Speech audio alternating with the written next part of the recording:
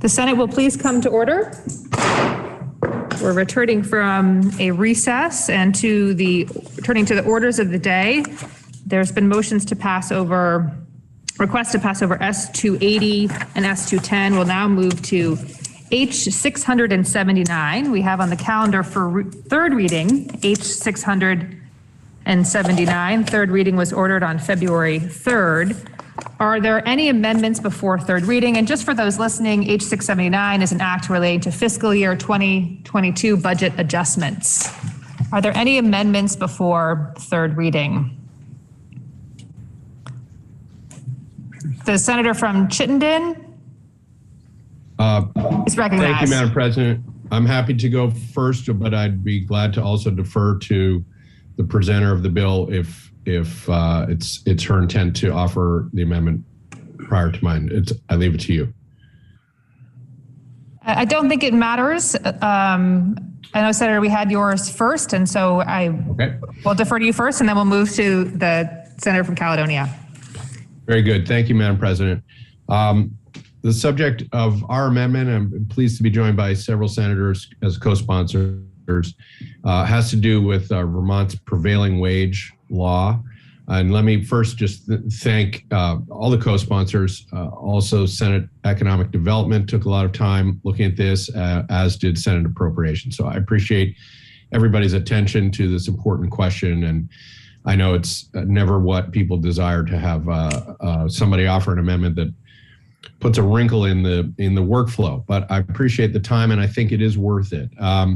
We face, sometimes I've been saying that this is a session of crises. We just have across the board challenges like I've never seen in my time in Montpelier.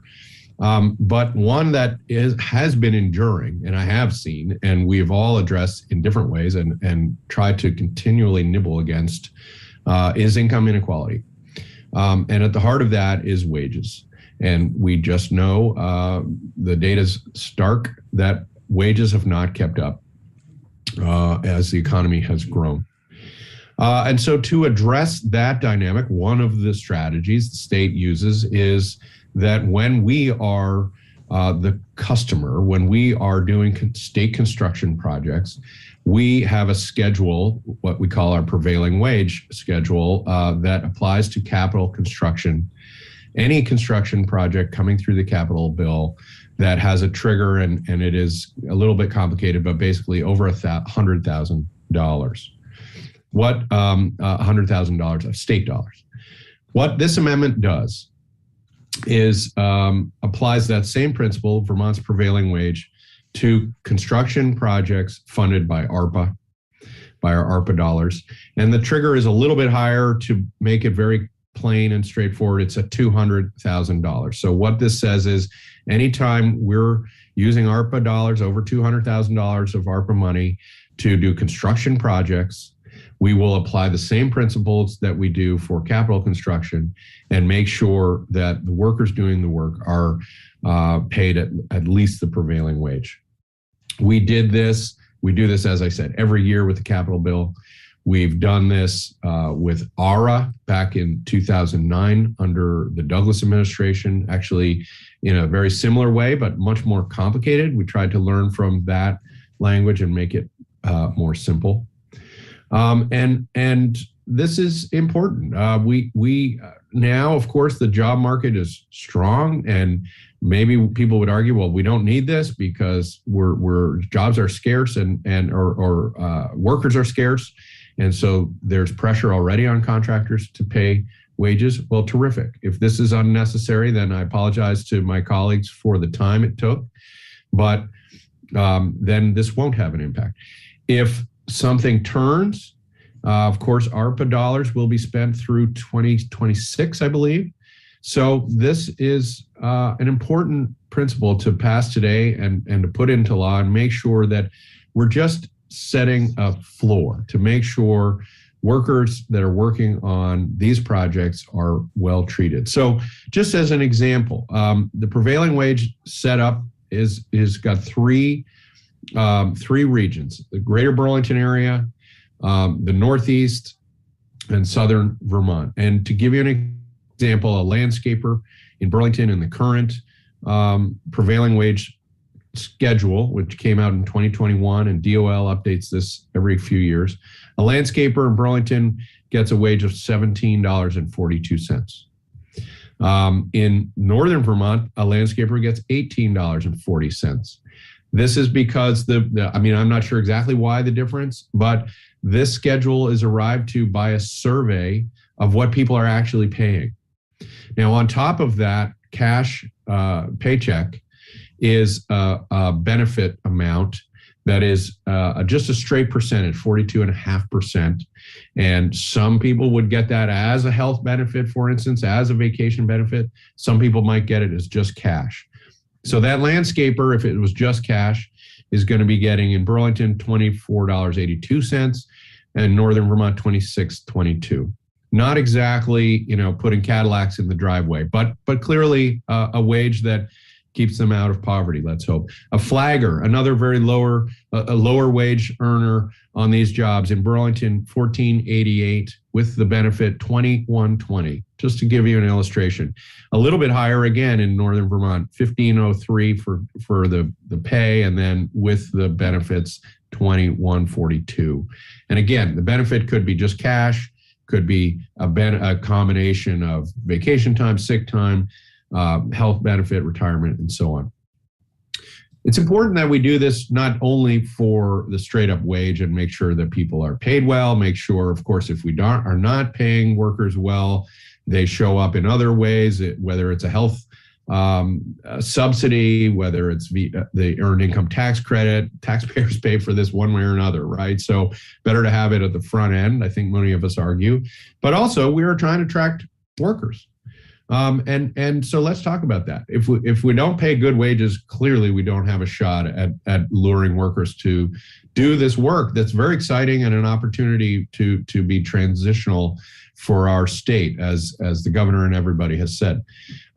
So let's talk about that. In New Hampshire, there's nothing equivalent to this. There is not a prevailing wage law, and it's sort of a free-for-all. But in Massachusetts and New York, in fact, their wages, prevailing wage is considerably higher. It's sometimes what I understand to be linked to the union wage, where we're looking at a 42.5% benefit increase. Theirs can be up to 80%, and their base wage much stronger. So will this work to lure workers? Possibly, but it's nowhere near as generous as what you see in two of our border states. So I think that's just important as a concept to understand. This is very straightforward, actually, for the contractors doing these big jobs, whether it's our housing partners, people doing transportation. In many cases, they're also very accustomed to using Davis-Bacon, which is how the federal government does this. We make it clear in this amendment that if Davis-Bacon is engaged, then that supersedes the prevailing wage. Again, we're trying to make this very clear. We don't have a rigorous administration of this, but it is clear in the contract when you bid for these contracts and when you accept the grant that you are held to the prevailing wage standard. Any worker that was being cheated or not being paid fairly would have recourse through the Department of Labor wage and hour, just as you would if you were not actually getting the minimum wage at your bartender job or what have you. So overall, we've tried to make it very simple as possible, streamlined, just applying the principle that we do in regular state construction, as we did in ARA, and on with the ARPA dollars, because we have this great opportunity. I have heard some opponents say, well, we're rushing this. We only had, a few hours of testimony here and there, and how could we possibly do this? I completely reject that, Madam President.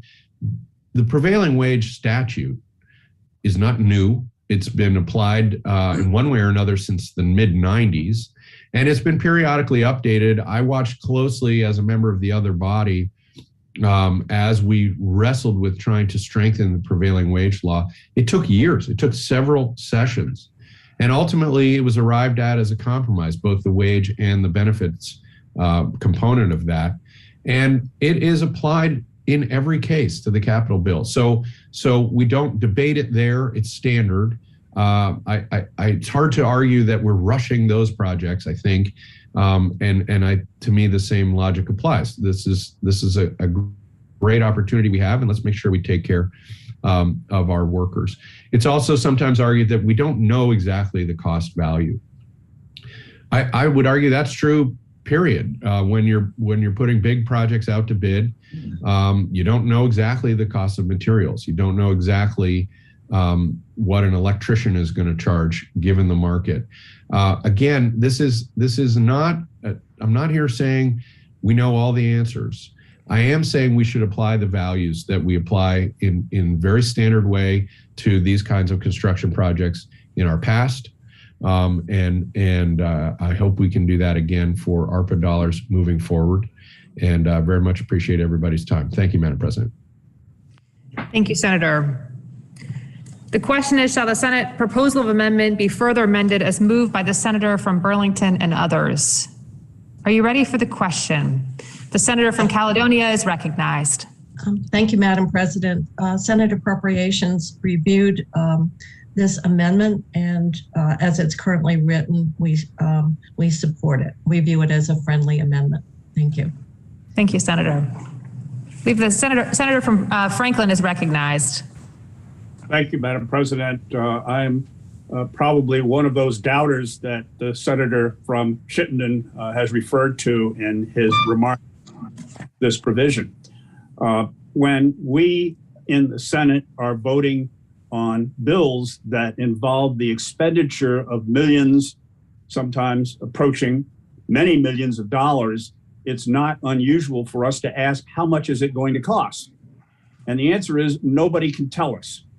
We've sought information from the JFO in terms of at least cost estimates, and they're not able to provide it. The proponents of the amendment are not able to provide it. And as we look at this premium, yes, we know what the prevailing wages are based on surveys that the Department of Labor conducts. But that 42.5% adder for benefits is an artificial number that is provided by the federal government under the Davis-Bacon Act. It's nothing that Vermont has come up with. We had testimony on this bill, correct. But that testimony, this is an amendment that was added at the 11th hour. It was not something that was necessarily planned. It was presented to the Senate Economic Development Committee on Friday morning at 9 o'clock, and we had an hour to deal with it. We did not even see the actual amendment itself in black and white until 10 minutes of 10 that morning. We sought testimony, I gather, from a variety of sources, but that testimony was very limited. The most critical source in my mind was the economist from the Department of Labor who was involved in managing these kinds of funds, and he was not available and did not testify. I did subsequently speak to him.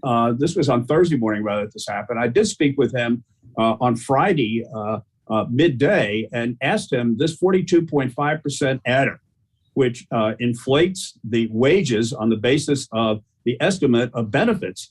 I asked him in real terms, do you survey that in Vermont? The answer is they don't survey that. The 42.5% is a federal government number that is in the Davis-Bacon Act.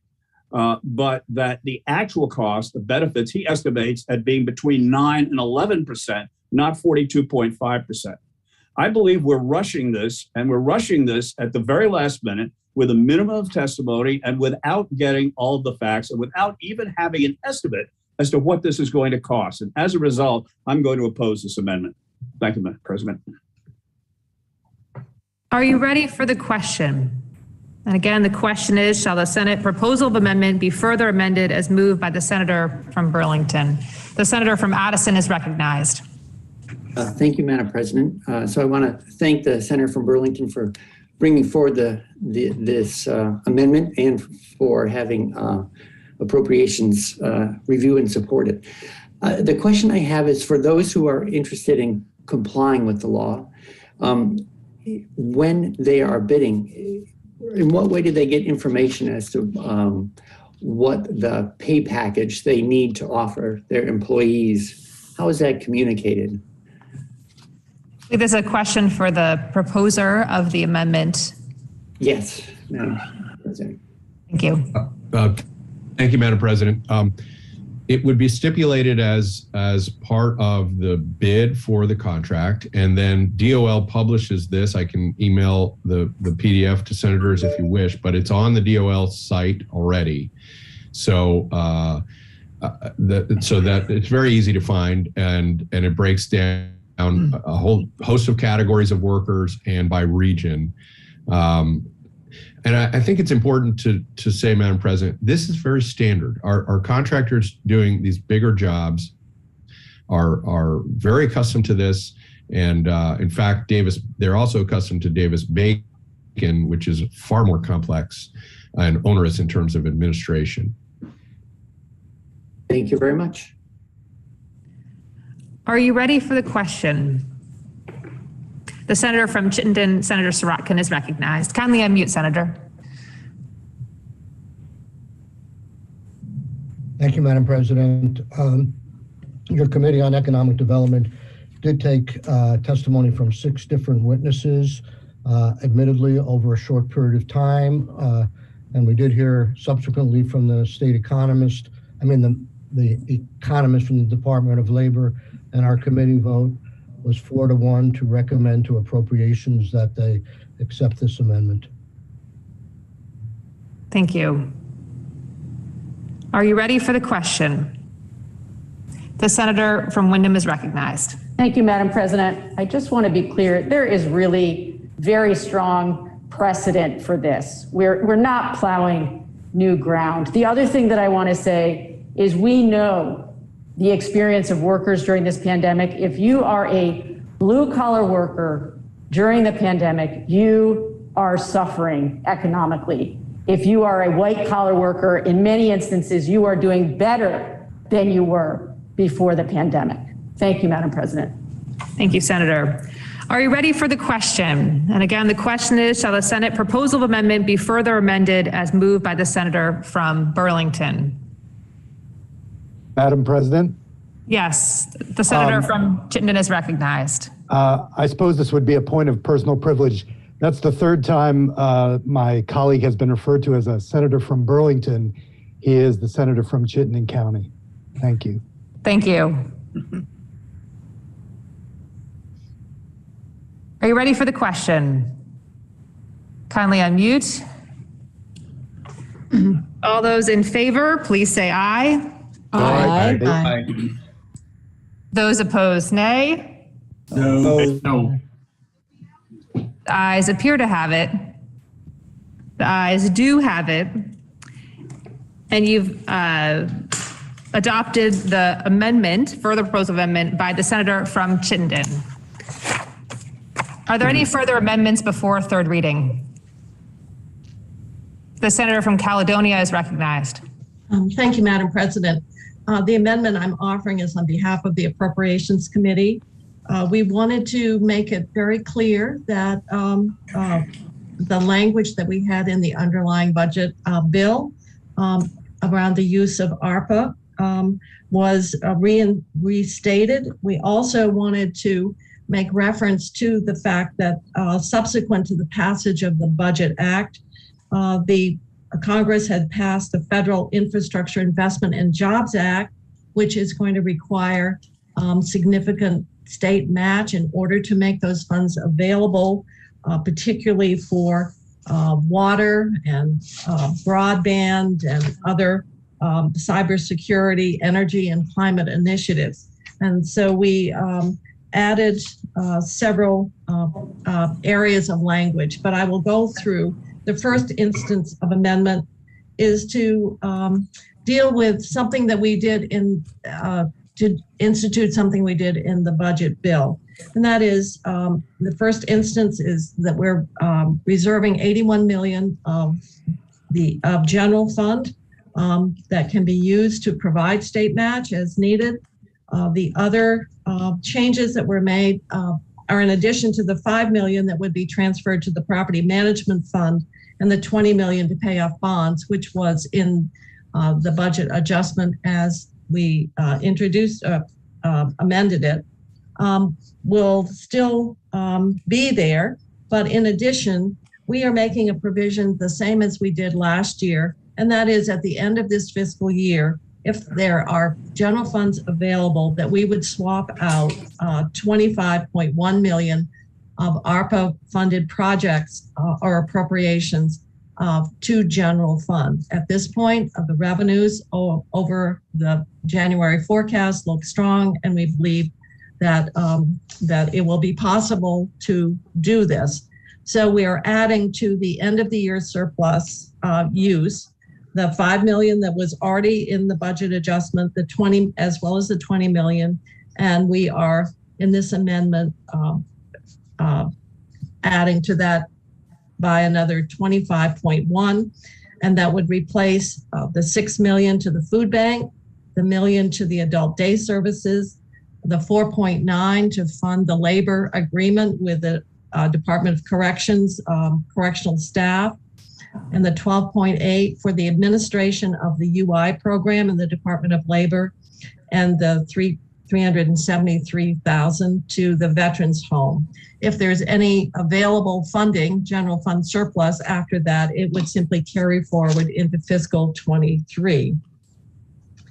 In the second instance of amendment, we are reaffirming our priorities and the use of ARPA as well as other federal and state funds. And this is where I mentioned earlier, we are making specific reference to the opportunity the Federal Infrastructure Investment and Jobs Act provides to the state of Vermont, which is significant money for new spending that will be that will allow us to make transformative investments in critical infrastructure.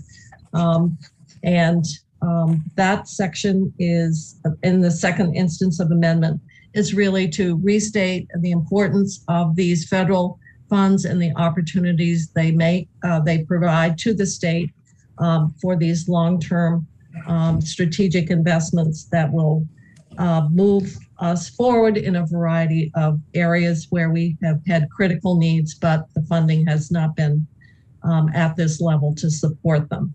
In the third instance of amendment, we are adding additional language in section 56 of the budget adjustment. There is funding 1.5 million, and there's a requirement that by May 1st, BGS and the Sergeant at Arms Office would issue an RFP for the expansion of the State House. I know that there's mixed opinion about this appropriation, but what this does is provide that any funds remaining unobligated by October of 2023 would be made available for reallocation.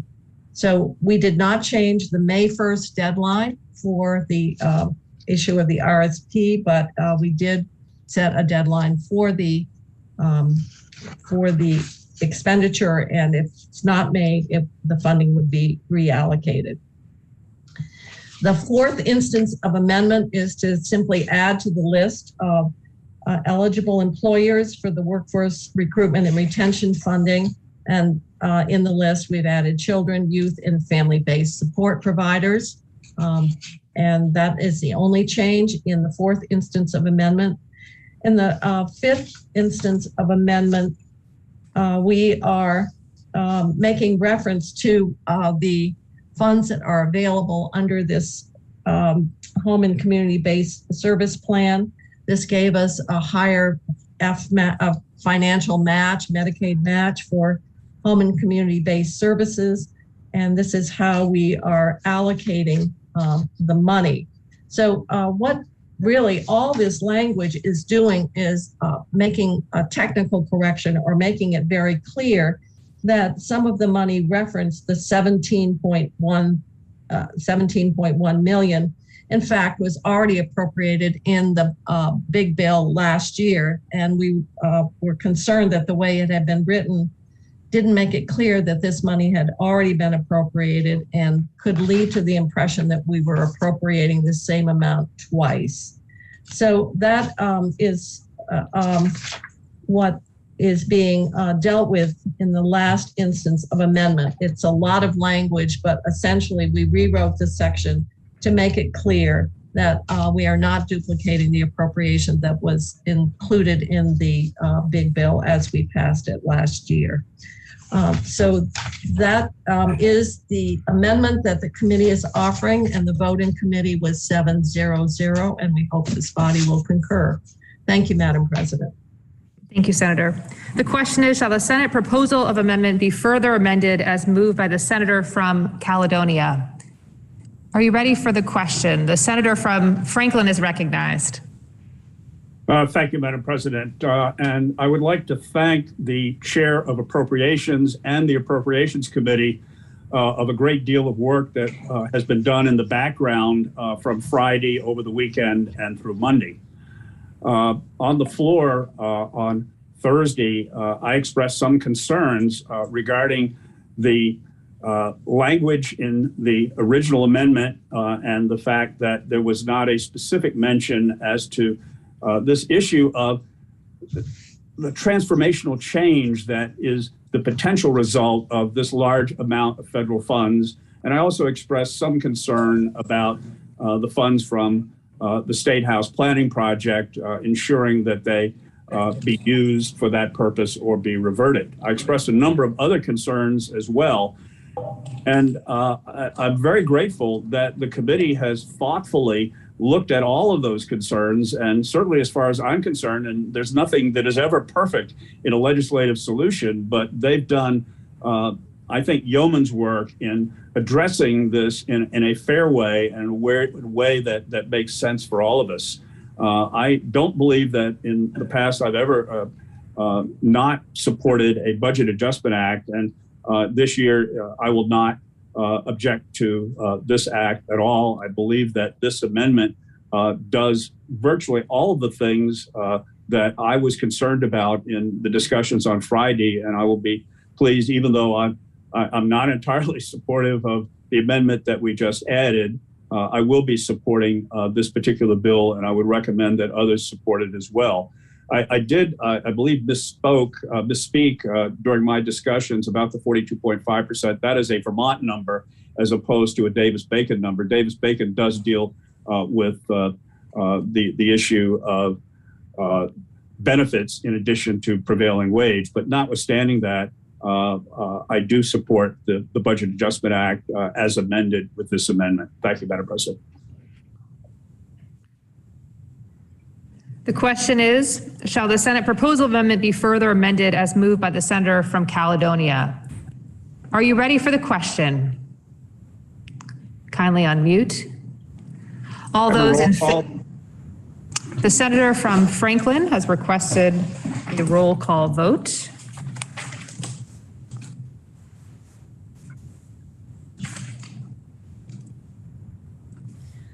Madam President, a clarification. The senator from Caledonia is recognized. This is a roll call vote on the amendment, not on the overall bill. Is that correct? That is correct. Let me, for clarity, let me withdraw my request for roll call and wait for the roll call. Withdrawal accepted, and perhaps we'll come back to you in a moment. Again, the question is, shall the Senate proposal of amendment be further amended as moved by the senator from Caledonia? Are you ready for the question? All those in favor, please say aye. Aye. Aye. Those opposed, nay. The ayes have it, and you've amended the Senate proposal of amendment as proposed by the senator from Caledonia. Are there any further amendments before third reading? Please listen to the third reading of H 679. H 679, an act relating to fiscal year 2022 budget adjustments. You've heard the third reading. The question now is, shall the bill pass in concurrence with proposal of amendment? Are you ready for the question? Roll call. The senator from Rutland, Senator Collimore, has requested a roll call vote.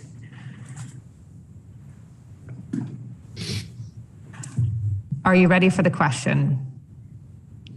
The secretary is kindly asked to call the roll. Senator Ballant, Yes. Senator Baruth, Yes. Senator Benning, Yes. Senator Bray, Yay. Senator Brock, Yes. Senator Campion, Yes. Senator Chittenden, Hey. Senator Clarkson, Yes. Senator Collimore, Yes. Senator Cummings, Yes. Senator Hardy, Yes. Senator Hooker, Yes. Senator Ingalls, Yes. Senator Kitchell, Yes. Senator Lyons, Yes. Senator McDonald. Yes. Senator Mazza, Yes. Senator McCormick, Yes. Senator Nitka, Yes. Senator Parent, Yes. Senator Pearson, Yes. Senator Perschlick, Yes. Senator Polina, Yes.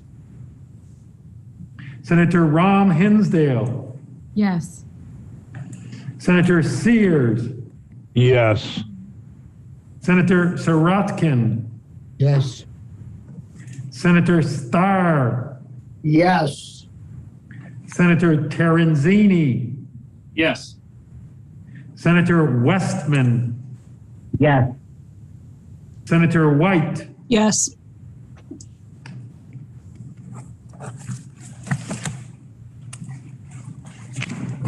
Please listen to the results of your vote. The yeas 30, the nays 0, and you've passed H 679 in concurrence with proposals of amendment. I believe this now concludes our orders of the day. The Senator from Wyndham is recognized. Thank you, Madam President. Pending announcements, I move that the Senate stand in adjournment until Wednesday, February 9th at 1 p.m. The Senator from Wyndham has moved that subject to any announcements, the Senate do adjourn until Wednesday, February 9th at 1 p.m. Are there any announcements? The Senator from Chittenden is recognized. The senior senator. Thank you, Madam President. Senate Health and Welfare will meet at 10 minutes after the fall of the gavel. The Senator from Bennington is recognized. Senator Campion. Thank you, Madam President. Senate Education will meet at 1:30 this afternoon. And the senior senator from Bennington, Senator Sears. President, Judiciary will meet at 10:30 sharp. Thank you. Thank you. The Senator from Wyndham is recognized. Thank you, Madam President. I have a couple announcements. Senate Government Operations will meet at 1:30. Reapportionment Committee will meet at 5. And I would like to move to suspend the rules to relieve Senate Government Operations of H367 and commit it to the Senate Finance Committee. By way of explanation, this bill was just committed to Senate Government Operations, but Finance has a companion bill, has already taken testimony, and is set to vote. As we are all very busy, this seems the smoothest way to address this issue. Thank you, Madam President. Thank you, Senator. And with full recognition that this bill probably should go to Finance, the Senator from Wyndham has moved that the rules be suspended and H 367 be referred to the Committee on Finance and that Government Operations be relieved of it. Are you ready for the question? All those in favor, please say aye. Aye. Aye. Aye. Those opposed, nay. You've suspended, the ayes have it, and you've suspended the rules and referred H 367 to the Committee on Finance. Are there any further announcements? The senior senator from Chittenden is recognized. Senator Sirotkin. Thank you, Madam President. Senate Economic Development and Housing will meet at 10:40. The senator from Washington is recognized. Thank you, Madam President. Senate Finance will meet at 1:30. The senator from Grand Isle is recognized. Madam President, Transportation will meet at 10:30 sharp. Thank you. Thank you. The senator from Essex Orleans is recognized. Yes, thank you, Madam President. Senate Ag will meet at 10:30. The senator from Wyndham is recognized. Thank you, Madam President. I did announce that reapportionment would meet at 5 this evening, but it will also meet at 8 o'clock tomorrow morning, and there won't be a chance to announce that before then. So thank you. Thank you. The senator from Addison is recognized. Thank you, Madam President. Senate Natural Resources and Energy will meet at 10:30. Thank you. And the senator from Windsor is recognized. Thank you, Madam President. The Senate Democratic Caucus will meet at 12:15. That link is on the legislative webpage under announcements. And we've been hearing from people about statewide issues that impact us all and who we don't get to hear from collectively. And so today we're hearing from the chancellor of our Vermont State College system, Sophie Zadatny, and I encourage anyone who's interested in this important institution in this state to come and hear what she has, her update. Thanks. Thank you. The senator from Caledonia is recognized. Thank you, Madam President. Senate institutions will meet at 1 o'clock. And may I inquire from the pro tem as to whether there will or will not be a chairs meeting this afternoon? If she so desires. Thank you, Madam President. There will be a brief chairs meeting this afternoon. Thank you. Thank you, Madam President. Are there any further additional announcements this morning? The senator from Wyndham is recognized. Thank you, Madam President. It being Tuesday, I have a little bit of poetry to send us off. This one from one of our own, Robert Frost, who lived in Shaftesbury for a while. The stone house is now partly owned by Bennington College. A short poem called Dust of Snow. The way a crow shook down on me the dust of snow from a hemlock tree has given my heart a change of mood and saved some part of a day I had rued. Thank you, Madam President. Thank you, Senator. Hearing no additional announcements, the senator from Wyndham has moved the Senate adjourn until Wednesday, February 9th at 1 p.m. Are you ready for the question? All those in favor, please say aye. Aye. Aye. Aye. Those opposed, nay. The ayes have it, and the Senate stands adjourned until Wednesday, February 9th at 1